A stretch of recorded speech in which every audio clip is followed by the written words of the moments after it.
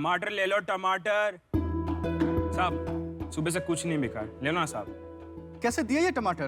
भैया जी 2 रुपया किलो। अरे इतने अच्छे टमाटर 2 रुपए किलो, दाम गिर गए क्या? नहीं साहब, दाम तो नहीं गिरे, 12-13 रुपए किलो बिकते हैं, लेकिन आज नहीं बिके तो कल ये सड़ जाएंगे और हमें इसे फेंक देना पड़ेगा। कोई नहीं भैया, हम करते हैं अभी इसका कुछ। नमस्कार सार्क, मैं हूं निक्की कुमार झा। और मैं रश्मि झा, और हम दोनों भाई बहन आए हैं भागलपुर बिहार के एक छोटे से गांव से। सार्क, अभी जो आपने यह विकट समस्या देखा, यह समस्या सिर्फ इनके जैसे सब्जी वालों का नहीं है। यह समस्या है हमारे देश के 10 करोड़ से अधिक किसान का और करोड़ों फल और सब्जी विक्रेताओं का। और ऐसा नहीं है कि यह समस्या को सॉल्व नहीं किया गया है, कई सारे सॉल्यूशंस आए इस समस्या को सॉल्व करने के लिए, लेकिन कोई भी सॉल्यूशन आज तक इस लेवल पे डिसेंट्रलाइज नहीं हो पाया कि इनके तक पहुंच पाए। तो इनके समस्याओं को सॉल्व करने के लिए हम लाए हैं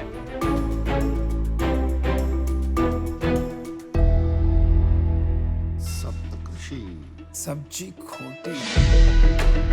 हम लाए हैं प्यारा प्रोडक्ट सब्जी कोठी। सब्जी कोठी एक स्टोरेज है जिसमें हम हमारे फल और सब्जी को स्टोर करते हैं। तो उसके सेल्फ लाइफ में 3 से 30 दिनों की बढ़ोतरी होती है और बिल्कुल हमारा सब्जी तरोताजा और सुरक्षित रहता है।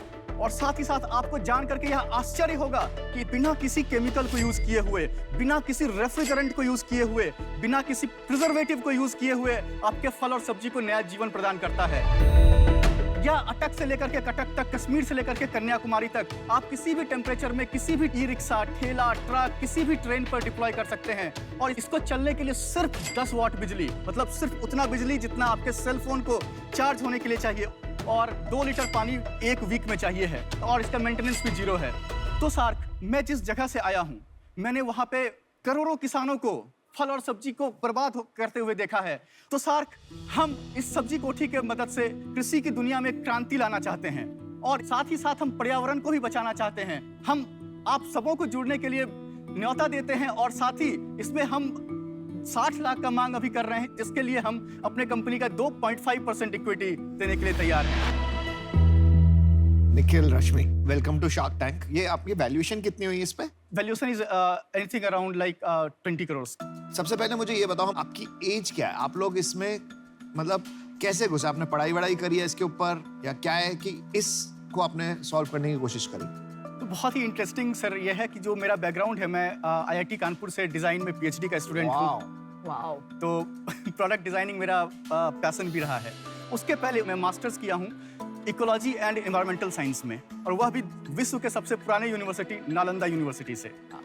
और उसके भी पहले मैंने इलेक्ट्रिकल एंड इलेक्ट्रॉनिक्स इंजीनियरिंग किया है। तो मेरा जो डाइवर्स टेक्निकल बैकग्राउंड है, वह मुझे बहुत मदद किया है इस सब्जी कोठी को डिजाइन करने के लिए। तो रश्मि भी इंजीनियर है? सर, मैंने बायोटेक्नोलॉजी कर रखा है। अच्छा। तो मैं इसका साइंस पार्ट देखती हूँ, मतलब किस वेजिटेबल को कितने टेम्परेचर पे, या फिर उसके पीछे का साइंस क्या होगा, तो वो स्पेसिफिक काम मेरा है, बाकी टेक्निकल पार्ट भैया ही देखते हैं। वाह वाह वाह। आप क्या कॉलेज 10 साल की उम्र में गए थे? नहीं, क्योंकि आपकी उम्र तो इतनी लग नहीं रही है, और आपने 3-4 डिग्री कर रखी है। ये 26 ईयर्स के हैं, मैं 21st। अभी आगे क्या करना है इसका? सर, मैं आप लोगों को रिक्वेस्ट करूंगा कि अगर आप लोग आकर के थोड़ा सा इसको देखें।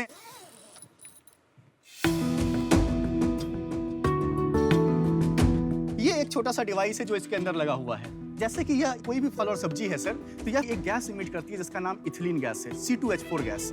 वो जो इथिलीन गैस है वह रिस्पॉन्सिबल है फल और सब्जी को पकाने के लिए और उसको सराने के लिए, मतलब इसी से निकलता है, फिर इसी पे एक्ट करता है। तो जो इथिलीन गैस निकलता है, तो सबने क्या किया कि इस इथिलीन को इसके अंदर अरेस्ट कर दिया, मतलब इसको इथिलीन को बाहर ही नहीं निकलने देंगे, तो ये पकेगा नहीं, और पकेगा नहीं तो सड़ेगा नहीं। लेकिन हम लोगों ने क्या किया कि मैंने बोला कि नहीं, नेचर ने कहा है कि इथिलीन बाहर निकलेगा, अगर नहीं निकलेगा तो उसका हेल्थ इंपैक्ट है जो हम लोग फ्रिज में रख के फल और सब्जी को खा करके भोग रहे हैं। तो हमने सोचा कि नहीं, इसको बाहर निकलने देते हैं। वंस इट कम्स आउट, भी इलेक्ट्रॉनिकली हमने इसको ऑक्सीडाइज कर दिया carbon dioxide, hydrogen, water vapour में। यह एक पार्ट था सर। सेकंड पार्ट, आपका फल और सब्जी जो है सर, वो ससेप्टेबल है पैथोजेनिक अटैक के। अगर आपका फल एसिडिक इन नेचर होगा तो फंगस अटैक करेगी, अगर बेसिक इन नेचर होगा बैक्टीरियल अटैक होगा सर। तो हमने क्या किया, इस चैम्बर को नियर स्टेराइल बनाया। अब इसमें बैक्टीरिया और फंगस का ग्रोथ नहीं होगा। अब थर्ड और वेरी इंपॉर्टेंट थिंग था कि हमको फ्रेश रखना था। तो फ्रेश रखने के लिए हमने इसमें हाई ह्यूमिड जोन भी क्रिएट किया। जो ये है, ये ह्यूमिडिटी क्रिएट करता है। ये ह्यूमिडिटी क्रिएट करता है। और जो इथिलीन गैस को इथिलीन- कैप्चर करना था वो कौन सा डिवाइस है? वो इसके अंदर लगा हुआ है सर। हमने नीचे वाले डब्बे के अंदर। नीचे वाले डब्बे के अंदर वो लगा हुआ है और नियर स्टेबिलिटी का भी डिवाइस। और जो इसकी बैटरी है वो भी यहीं पे है। हाँ, इसकी बैटरी यहीं पे है। Thank you. बहुत ही सही टेक्नोलॉजी है बॉस, दम में। अगर काम करती है तो इट इज इनक्रेडिबल। यस। कितने साइजेस में अवेलेबल है 250 केजी, 500 केजी और 1000 केजी। एंड इसका सेलिंग प्राइस और cost price? Ma'am selling price 10,000 है और हमारे लिए बनाने का लागत 5,000 रुपया है। 10,000? मेरे को एक मेन चीज बताइए। एक आप ह्यूमिडिटी कंट्रोल करते हैं, एक आप इथिलीन गैस को कैप्चर करते हैं। वो जो छोटा सा पंप टाइप वाइट कलर का पड़ा है वो दो काम करता है। तो आपको कभी ऐसा लगा कि मैं इसको प्रोडक्ट बनाऊं, इथिलीन कैप्चर को एक प्रोडक्ट बनाऊं और वेयर हाउसेस पे बेचूं कि आपके यहाँ पे जहाँ पे भी स्टोरेज स्टोर्ड है आप ये यूनिट लगा लीजिए और आपको जैसे भी स्टोर करना है करिए। आपने ये जो आसपास ये जो पीवीसी का लगाया और ये टेंट बनाया है, ये थोड़ा गिमिक ही नहीं है? अगर आप कहीं पर भी अपने फल और सब्जी को रख देते हैं जहाँ पे कि ऑलरेडी मोल्ड्स पहले से प्रेजेंट हो, फंगस पहले से प्रेजेंट हो, तो वो फिर मल्टीप्लाई करना शुरू कर देगा सर। तो इसीलिए यह आउटर कवरिंग इसलिए ज़रूरी है कि मोल्डिंग मतलब जो पैथोजेनिक अटैक है वो ना हो। चलो आपकी बात मान ली कि ये बाहर वाला भी जरूरी है, तो आपने इसको मॉड्यूल क्रेट के लेवल का क्यों नहीं बनाया? आपने उसको बड़ा क्यों बना दिया? सर हम एक बड़े क्रेट में ऑलरेडी बनाए हुए हैं जो आपका 40 जो केजी स्टैंडर्ड क्रेट आता है। हाँ सर, स्टैंडर्ड क्रेट में एक्चुअली दिक्कत कहाँ पे आई कि जो 20% स्पेस होगा क्रेट का वो पूरा, क्योंकि इसमें पानी का भी आवश्यकता होता है, पानी का एक अलग चैम्बर बनाना पड़ेगा, तो ऑलमोस्ट 20% जो एरिया होता है। नहीं भाई, ऐसा नहीं है। जिस तरह से क्रेट स्टोरेज होता है आप एक सिस्टम बना सकते हो जैसे कि प्लांट इरिगेशन के लिए बनाया जाता है True. कि वो छोटे छोटे टैंक बने और वो पानी एक सेंट्रल सिस्टम से आए, तो वो भी हो सकता है। हाँ, वो आप भी हो अगर सकता है। इलैबोरेट हाँ। सिस्टम देखें, हाँ। आप कह रहे हैं आपको रिटेलर को, जो सब्जी मंडी वाला है, उसको ठेले वाले को बेचना है, तो आप अपना डिस्ट्रीब्यूशन स्ट्रैटेजी बताइए। सर हम माइक्रो फाइनेंसिंग पे जाना चाहते हैं जहाँ पर कि वो सिर्फ 1,000 रुपये या 1,500 रुपये में दे करके ये कर ले और हमें हर मंथ 300-400 रुपये देता रहे। तो कोई बड़ी संस्था की जरूरत पड़ेगी जो इसके बिल्कुल। पीछे खड़ा रहे। बिल्कुल। और जब सर हम आप लोगों के साथ जुड़ेंगे तो इसके लिए भी हम आप लोगों से रिक्वेस्ट करेंगे कि सर हमें। तो अभी तक आपने कोई फंडिंग उठाई है? हाँ सर, हमने ऑलरेडी 2 साल पहले इन्वेंट फंडिंग उठाई हुई है। प्री सीड था 5 करोड़ के वैल्यूएशन पे जब हमारा ये आइडिएशन स्टेज में था। कितना उठाया था? 15 लाख रुपए। उसके बाद हमने कई सारे प्रेस्टिजियस ग्रांट जीते क्योंकि ये काफ़ी इम्पैक्टफुल प्रोडक्ट है और इसको नेशनल और इंटरनेशनल कई सारे अवार्ड्स मिले हैं जिसमें कि यार अवार्ड्स नहीं, अवार्ड्स तो मिल सकते हैं क्योंकि है प्रोडक्ट में दम है। अभी हम फंडिंग का पूछ रहे हैं, तो आपकी ये वैल्यूएशन सीधा 5 से 24 का सफर क्या है? सर बेसिकली यह एक बहुत ही इम्पैक्टफुल प्रोडक्ट है। समझ गए। हाँ। और 24 की वैल्यूएशन कहाँ से लाए?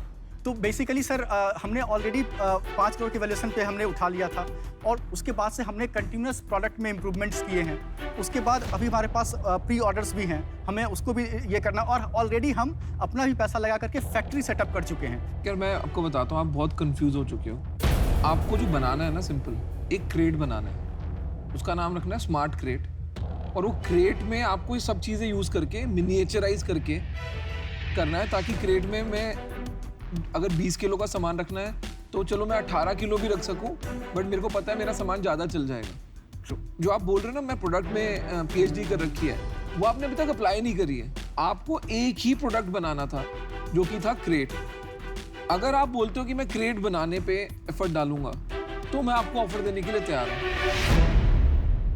भाई मैं आपको मेरा भी फैसला सुना देता हूँ। मुझे रिटेल में इसका मार्केट बिल्कुल नहीं दिख रहा है, तो इस वजह से मैं आपको ऑल द बेस्ट विश करता हूँ, but today I can not be with you, I am sorry. और मैं भी निकी रश्मि फैसला बना चुका हूँ। मेरे को लगता है कि आप लोग कुछ बड़ा कर सकते हो इस इंडस्ट्री में, बट मेरे से ज़्यादा हेल्प आपकी अशनीर भाई कर पाएंगे क्योंकि उन्होंने ग्रोफर्स वगैरह, उनको ये इंडस्ट्री का मालूम है।